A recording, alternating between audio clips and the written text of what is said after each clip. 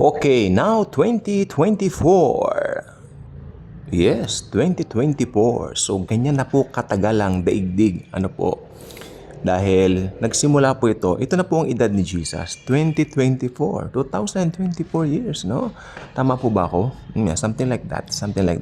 Okay, so 2024 na nga po. So, ito po I believe, makinig po kayong mabuti dahil importante po itong sasabihin ko.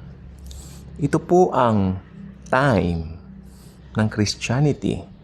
Okay? Ito po ang time sa Christianity na nakakalito. Confusing. Okay? So, ano ang gamot sa pagkalito? Mali yung tanong ko eh. Sino? Yan. Sino ang gamot sa pagkalito? The Lord Jesus Christ Himself. Bakit nasabi ko nakakalito? Alam niyo po ba pag ako'y pumupunta sa mga parties, sa mga gatherings, ay, sasabihin sa akin, pastor ka pala. No, I'm not a pastor. I am someone na nagbabahagi ng salita ng Panginoong Jesus. Eh di pastor ka nga. Then pinababayaan ko na sila. Ano ka, Presbyterian ka ba? Lutheran ka ba? Episcopal ka ba? Baptist ka ba? May nagtanong pa sa akin, are you Pentecostal? No? Tapos, are you someone na ganito, ganyan? Di ba? Yung mga practices, yung mga nagtatanong na ganyan, nalilito po sila. Sabi ko, no, wala ako ni isa sa mga yan. Tapos may sumingit pa, anong denomination mo? Wala akong denomination. Sumagot ako sa kanila, I am someone na nagtiwala lang kay Jesus. Period. I am a Christian.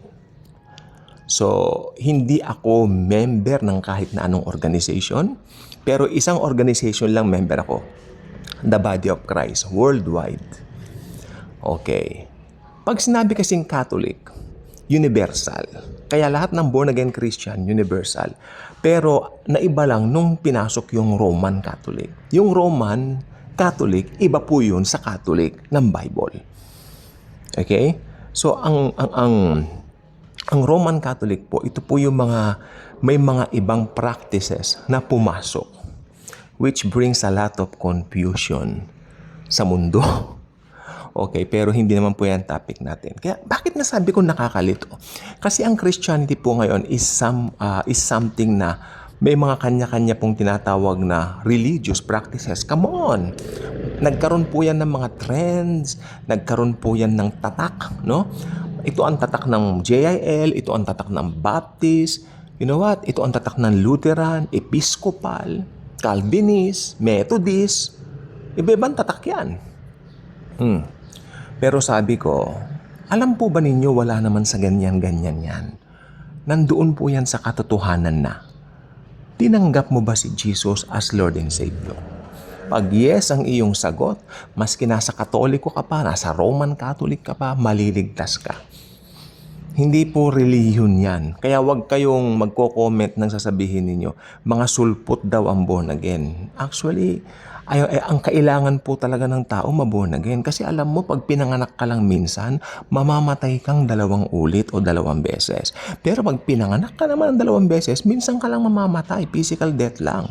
Kasi eternal life na susunod, hindi ba? Kaya I love those people na nagko-comment sa amin or sa akin dito, sa akin channel, ng sulpot daw kaming mga born again. I love them. Pinababayaan ko lang, hindi ko naman sinasagot eh. Why should I waste my time, 'di ba? Pero sabi ko, Lord, kung gusto mong maborn again itong taong ito na ang tawag dito, nagtatatype ng mga ganyang comments dito sa akin channel, pwede siyang maborn again, Lord. Hipuin mo naman, mahabag ka naman sa kanya. Ako. 'Di ba? Ganun ang tamang attitude. Huwag mong i-debate yung mga nag-a-against sa'yo. Hindi ko dinidebate. Hindi ako mahilig sa debate. Pag may palabas sa YouTube na debate, inaalis ko, ayoko. Hindi ako ganyan. Tapos meron pa rito sa YouTube yung mga ipapakita nila na parang sila lang ang tama, sila lang ang ganun. While yung rebuking, maganda po yun.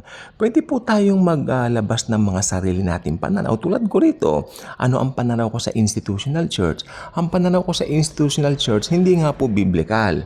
Ano ang pananaw ko sa pastor? Ang pastor po ay si Jesus lang. Hindi pwedeng patawag ng pastor ang iba ng mga tao.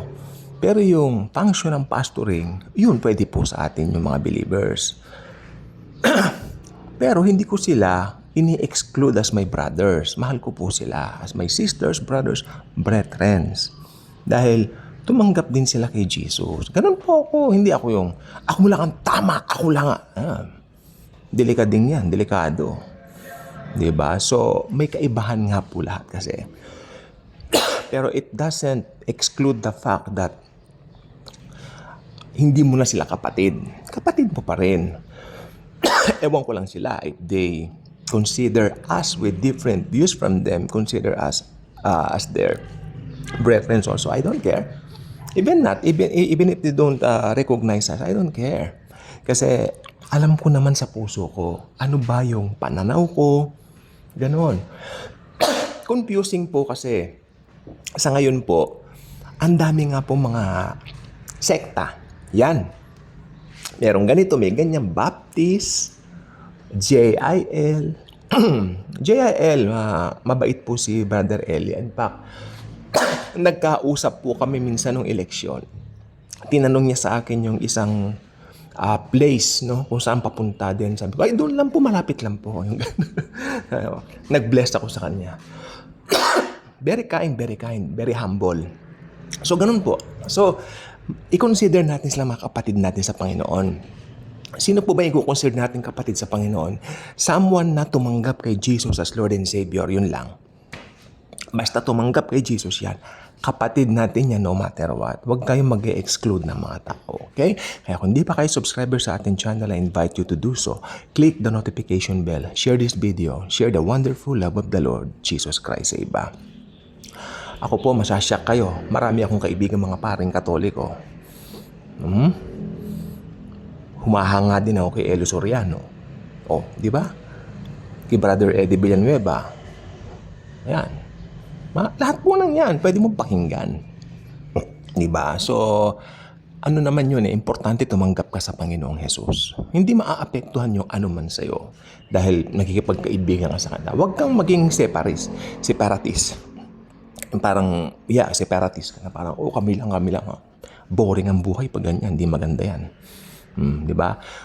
Ang maganda sa amin na hindi naniniwala sa institutional churches, kahit kanino pwede kami mag-fellowship, kahit saan, 24/7. Ganyan po kami. Thank you, and Jesus truly loves us all.